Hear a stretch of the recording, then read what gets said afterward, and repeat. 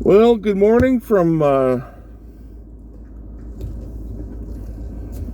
Johnstown Park, more specifically, Granville RV Resort or Granville RV Park.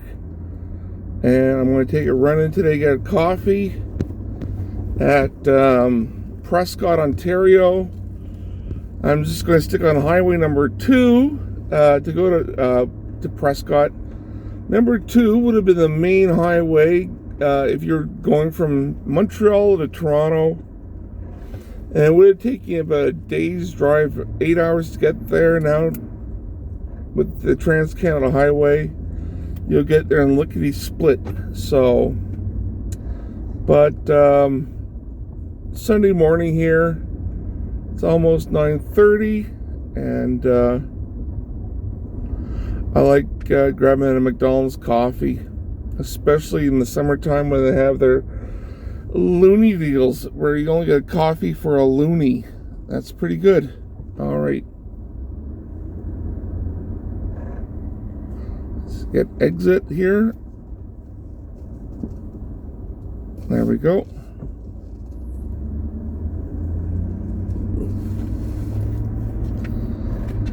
Okay.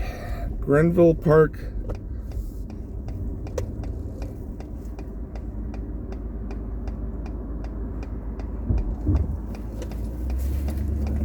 Well, last night it rained quite a bit, and thank goodness that really removed a lot of the heat.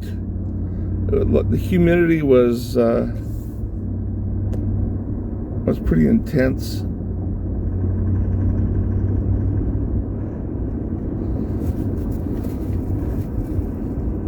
So this is Johnstown.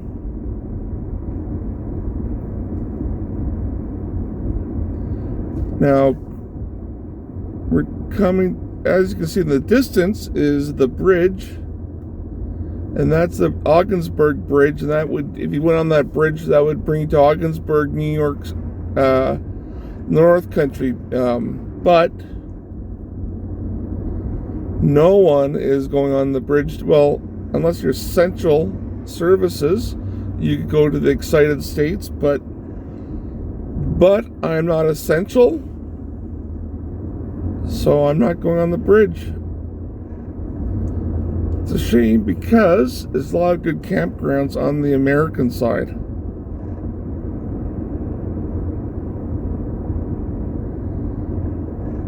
And if you turn right, you could go to the bridge to the United States, go through customs and whatnot.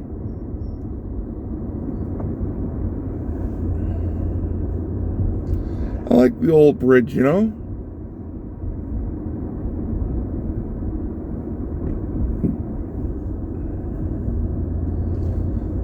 Makes a neat noise when you're going over it.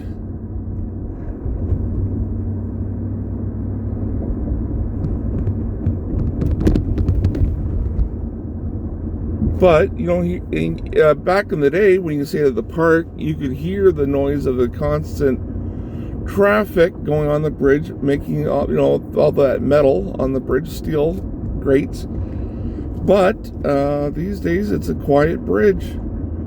I haven't seen any vehicles on the bridge passing.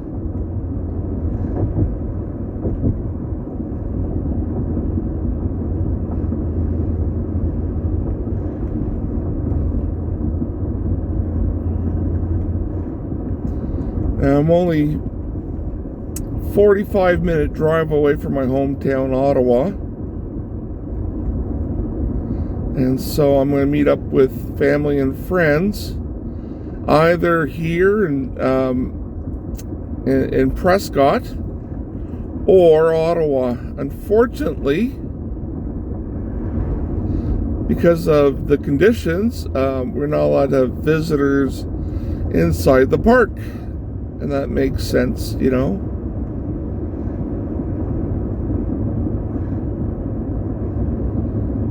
That makes sense.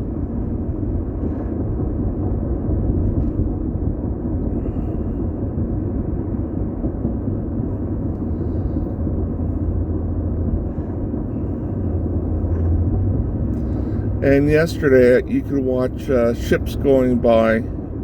And today, you know, I'm sure that there'll be lots of people gone by the time I get back from my coffee, because a lot of people are I saw that we're getting ready. They were, you know, putting their awnings up and folding their carpets and putting things away. So checkout time is, I think, around 11 or 10 or something like that.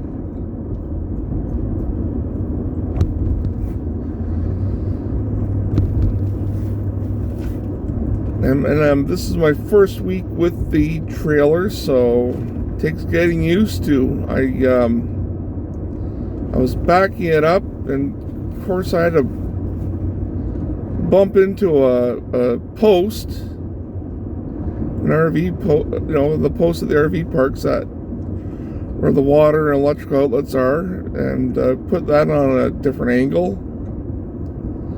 And I called to see if, not to see if, but just to say that what had happened. Right now, I just saw on the sign that this is a point of interest. This is the War of 1812 site of interest, and it's the Battle of the Windmill. The Americans tried to take control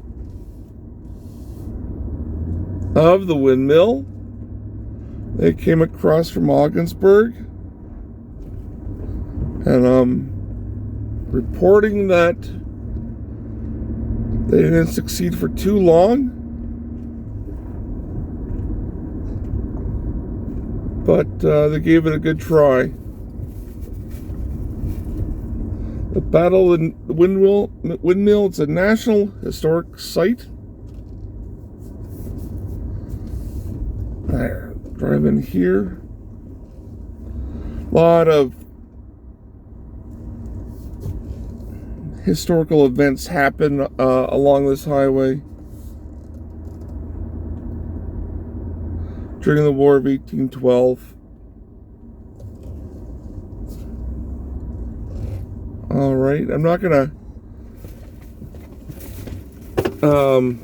stop in at the windmill, but I will do so another day.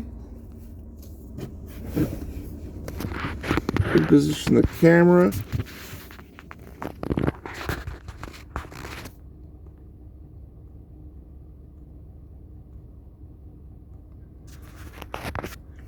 Hold on. All right, well, that's a view of the windmill, and like I said, another day we'll get a better view of it. Oops.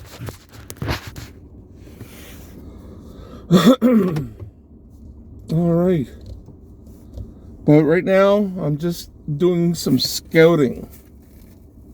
Just stopping in briefly just to look at it, and spend some more time at the windmill another time. That'd be a nice place to meet with people, I guess. The picnic benches. Because people are talking about coming out to meet me. So I said, okay, the old windmill site could be an option.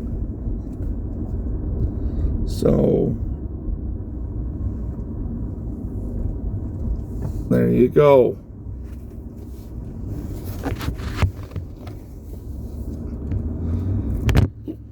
Shivers.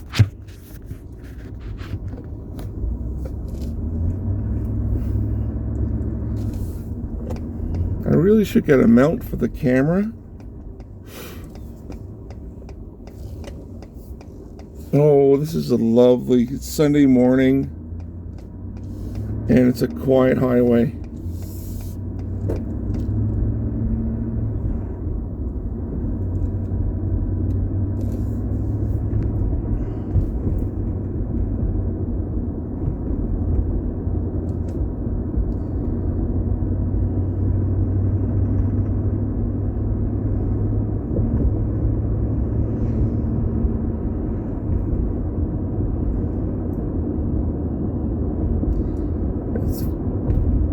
New Wexford.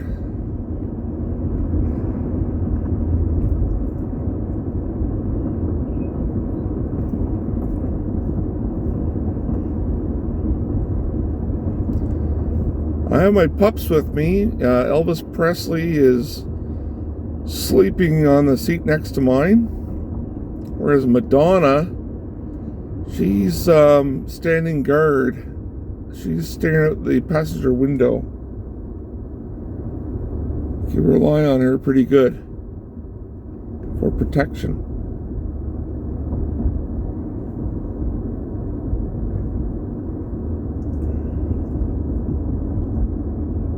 Isn't that right, Madonna? And here we are now entering Prescott.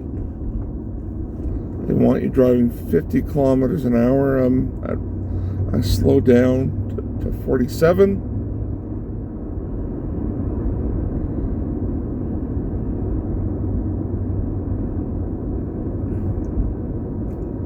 And it's funny, when I stayed at the park before, I was kind of limited to the park because I had a motorhome, so it was quite cumbersome to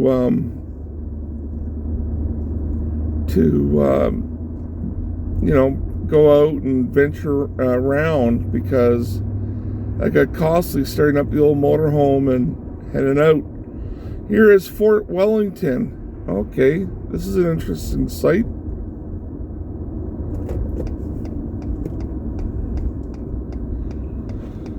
Fort Wellington, all right. Former military fort during the War of 1812.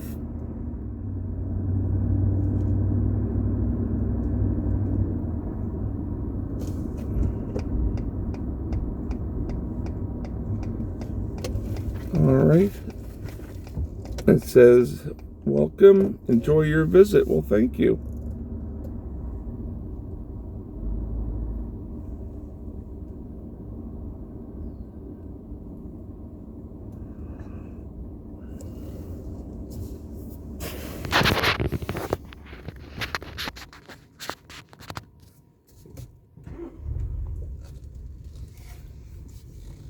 Okay.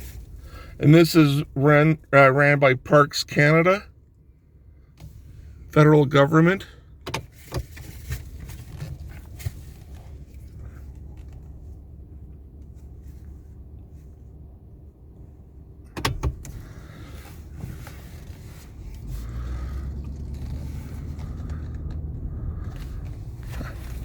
I'm suspecting the visitor center is closed because of what's going on in the world at the present moment.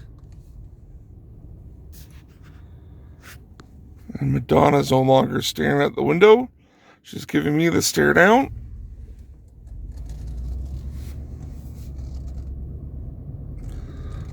All right. So another National Historic Site.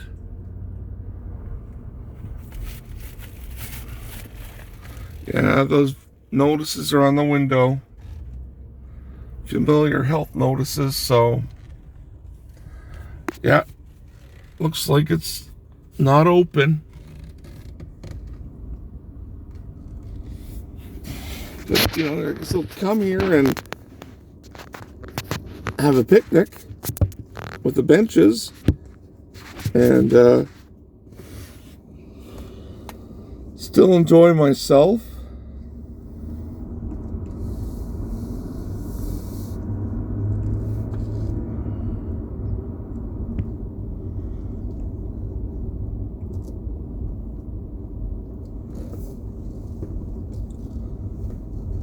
Now, another thing I'd like to do, what you can't do anymore, is cross the Ogdensburg Bridge on foot or bicycle. It's vehicles only, but I think there was once upon a time you were able to do that. All right. Let's see what we have here. This is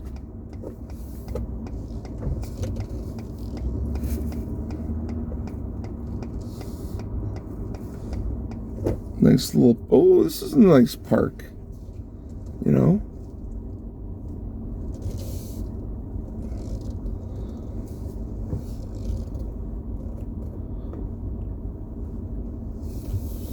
I'm scouting out because I have people, family members and dear friends that want to meet up and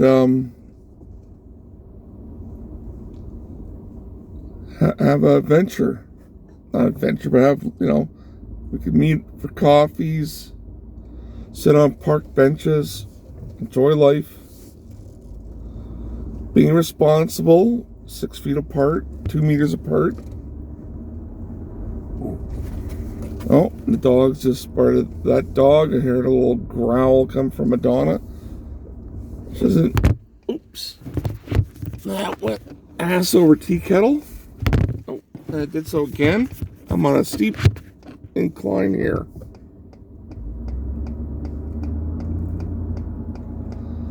All right.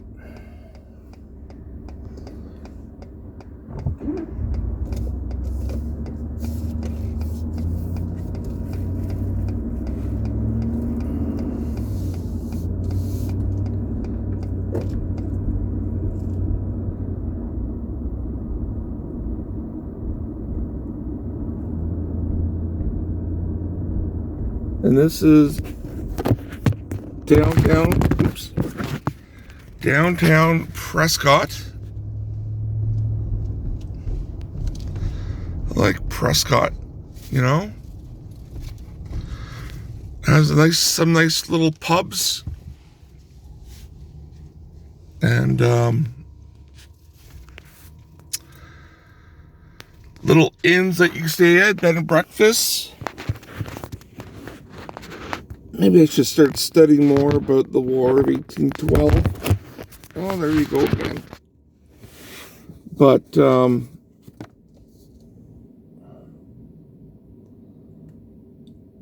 I'll come back and do some more walking videos and, you know, see more of it. Okay.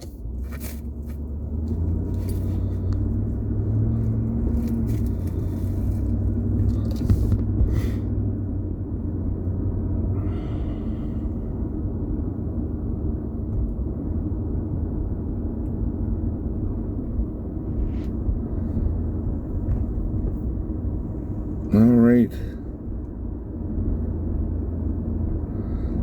I'm told that it's a fairly good Turkish restaurant near here. I think we're coming up to it actually. There's a famous fish and chip shop, Tim's. I've eaten that there. Oh, we're just past it. Tim's Fish and Chips. And I went there before with my brother, and it was good. Yeah. And here is Department of Fisheries and Oceans, Federal Department. And oh, I can't turn here. They're not letting you get in, but basically it's people working on the Coast Guard and the ships to protect the border.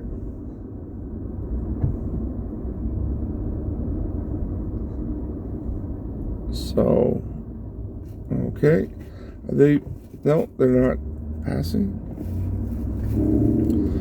There's a coffee shop on my left. I went there yesterday. I had a coffee and a single scoop of ice cream. Usually I'm like that guy that goes for the 3 scoops, but not these days. I even treat myself to 1 scoop. That was enough for me, and I enjoyed it.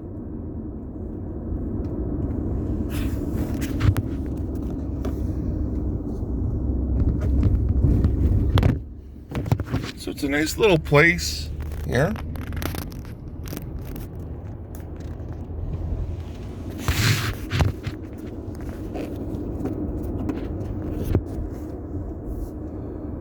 Right on the water. St. Lawrence Seaway always. When you're on Highway 2, you have the St. Lawrence Seaway on your right.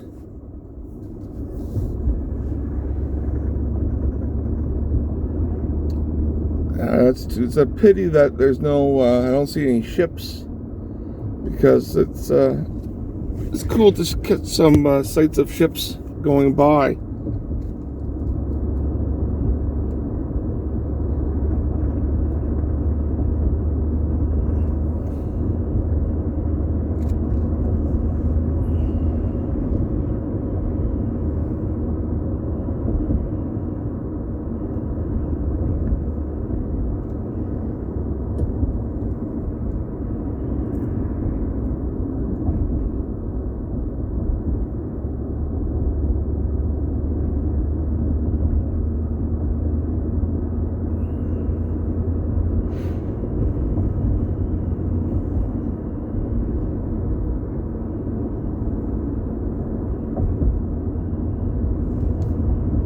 Now, Ogdensburg is right across the river, and it's a small city, 11,000 people, I think, and a couple of cool little places there. Here's the just past the Dewars Inn. So.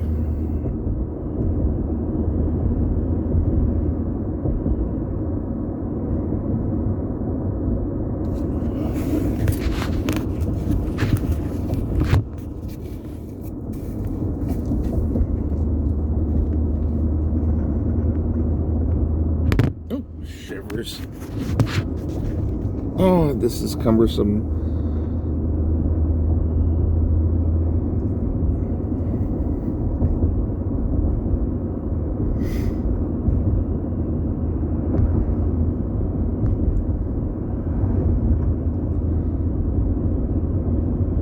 I'm just heading to McDonald's for my coffee, so usually wouldn't take this long because I'm driving quite at a reasonable rate and at reasonable speed, and I've paused a couple of times.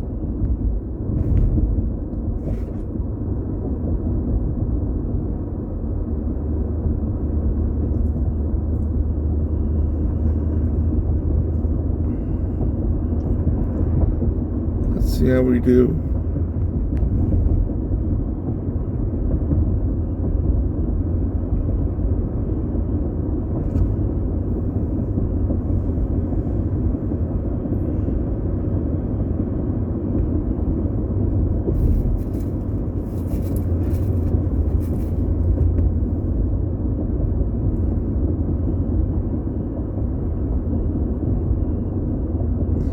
All right, folks, I think that's going to be it.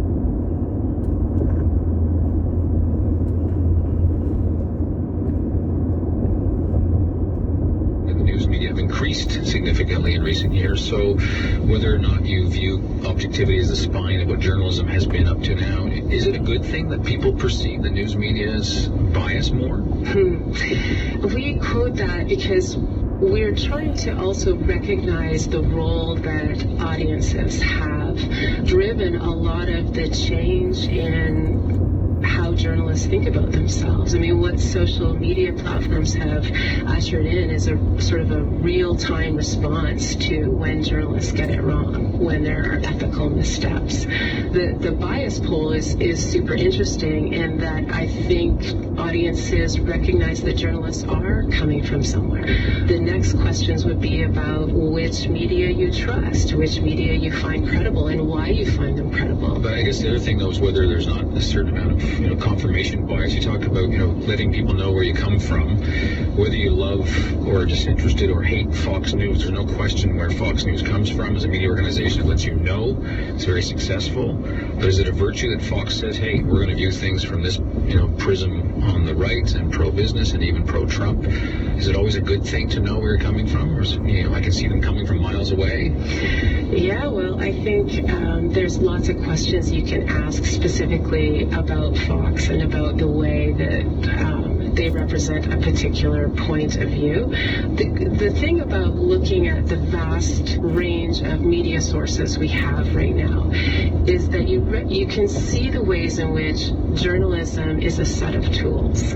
Right? And how those tools get used is not uniform, right? There's no uniform way of doing journalism. And so one of the things we argue for in the book is that there are multiple journalisms emerging. And so some of these sort of high standard measures for what journalism is and what good journalism is have come into question. Those questions, I think, are still being worked out, both by audiences who increasingly have a loud voice online, but also by journalists. I mean, I think one of the great books this year on journalism is by Desmond Cole, talking about his experience working at the Toronto Star and what it is to be a black journalist and how it is that objectivity, props up white supremacy. Well, as you bring up the issue of race, and to echo the title of your book, we are seeing a reckoning, I think, in many news organizations now, especially most currently over the summer, including at the CBC, which I mentioned in the introduction. We have black journalists who are demanding not just a greater voice in the news agenda, but they are objecting to being muzzled. That journalistic standard policy I mentioned, they have argued quite vociferously that it actually prevents journalists from voicing their opinions in social media about what they see as fundamental wrongs of our times, racial injustice, among other things. So journalists at CBC, on the one hand, we're supposed to keep our beliefs about politics and social issues to themselves. You're saying, well, that's an old way of propping up a system that's actually fundamentally or institutionally racist. Where and how do we draw the line between activism and journalism? Yes, so this is a super interesting question. When I first did research, it was about climate change, and it was about the way that journalists and scientists have struggled with how to both maintain sort of professional roles related to objectivity, related to providing information to society. And, I came up with this notion of near advocacy as a way of talking about how they navigated their position ethically as journalists and as scientists on an issue where action needed to happen. And so how do you begin to think about advocacy in relation to communities that have been misrepresented, not represented, or harmfully represented?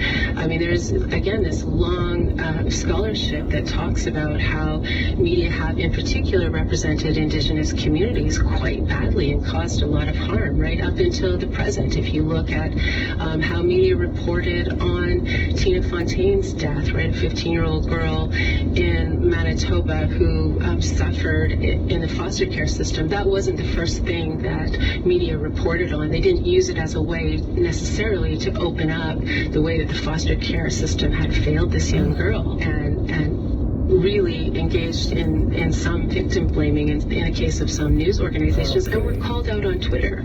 So I think we have to really think again about having clarity about whose social order you're contributing to and how you're repeating dominant perspectives and dominant narratives. So it sounds to me from that answer that you do think that a journalist